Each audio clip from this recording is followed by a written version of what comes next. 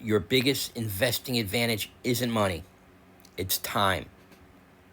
Give a young investor 30 or 40 years, and time can build a plane, get it down the runway, and let compounding do the flying. But start late.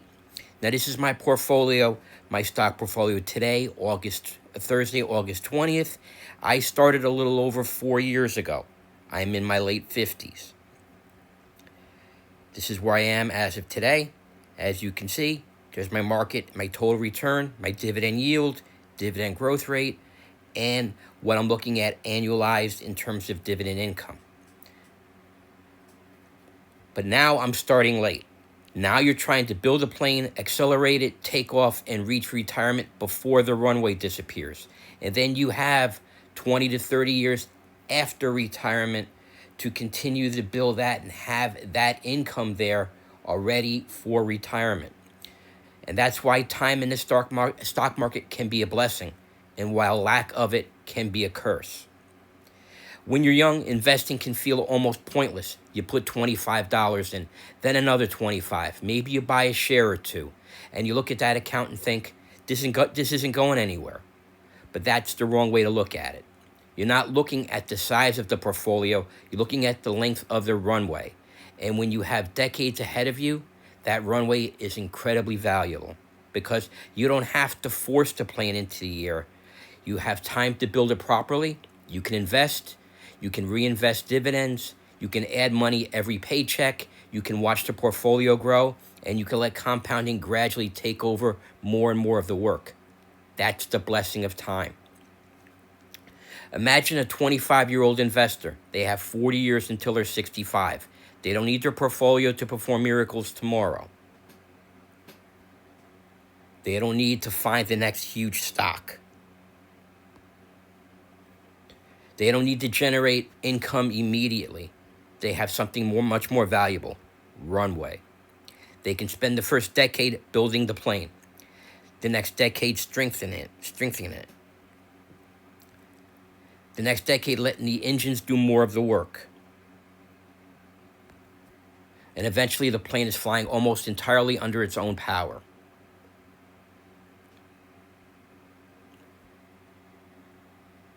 That's what compounding can do. The money you invest today can generate returns. Those returns can generate more returns. Dividends can be reinvested, and those dividends can eventually generate dividends of their own. You aren't just adding fuel to the plane is starting to make its own fuel. That's the magic. Now change the scenario. You're 45, maybe 50, maybe you're over 55 like me. And then suddenly you realize I don't have 40 years. That's where the metaphor changes. You still need the plane, but now you're building it with the clock running. You have to put the plane together. You have to get it onto the runway. You have to accelerate compounding. You have to get enough altitude before retirement arrives. That's a completely different challenge. And this is where people can make a dangerous mistake. They look at the time that they've lost and try to make it up by taking more risk. They start chasing whatever is paying the highest yield. They chase the hottest stock. They look for the investment that's going to somehow compress 30 years of compounding into 5. But compounding doesn't work that way. You can't negotiate with time. You can't go back and reclaim the runway you didn't use. So if you start late, the answer isn't necessarily to make the plane fly faster. It's to make every remaining mile of runway count. Now, this is Iron Mountain. This is an investment that one of my earliest investments. I had it, and let me show you what happened. I had it until December 19th of 2024. Iron Mountain is, and as you can see here by the description, I'm just going to pull that up. It's a holding company. It stores records, primarily physical records and backup backup media. But back then, in 2024, I did not realize how involved it would be with AI, and I sold out of it in December 2024. I sold out of it at $104.63, about $1,100. It wasn't a big position at the time, but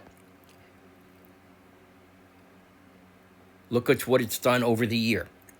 Look at what it's done over the last 5 years.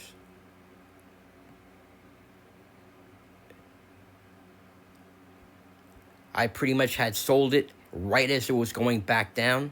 Yep, right there.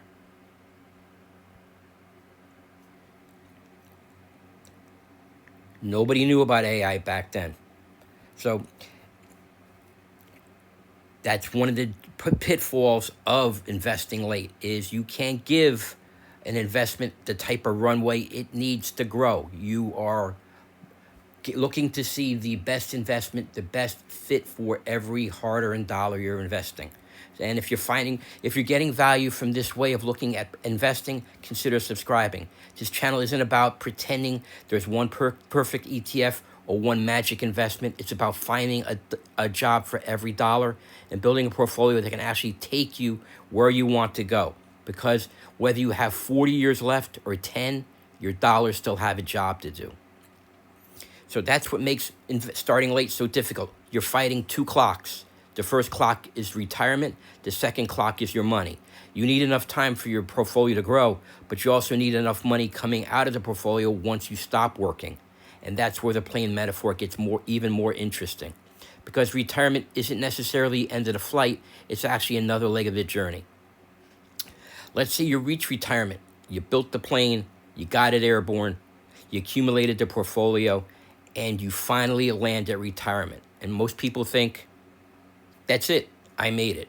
But your money doesn't get to retire just because you did. Maybe you have another 20 years, maybe 30. In my previous video, I talked about how my dad is 82 years old, and it made me rethink my retirement income. Maybe I do have to have it last for 30 years. Maybe it's 30, maybe longer, and suddenly the plane has to take off again. Except this time, you're not necessarily trying to build wealth. You're trying to make the wealth you built last. That's a completely different mission. The portfolio has to produce income. It still needs to grow. It has to deal with inflation. It has to deal with market downturns. And you have to withdraw money without taking too much fuel out of the plane. That's where decisions you make before retirement matter so much. You're not building a portfolio to land to retirement. You're building a portfolio that needs to keep flying after you land.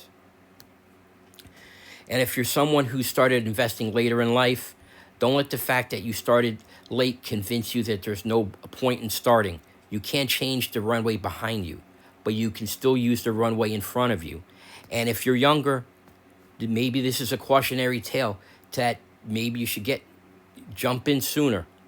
If it's a few dollars a day, a few dollars a week, a few dollars a month, because that's what I'm trying to do with my own portfolio. Small amounts, income, growth, reinvestment, and finding investments that have a specific purpose. And when you're younger, you can't take an investment like Iron Mountain. Maybe you can stretch that out over 20, 30 years and see where it's at.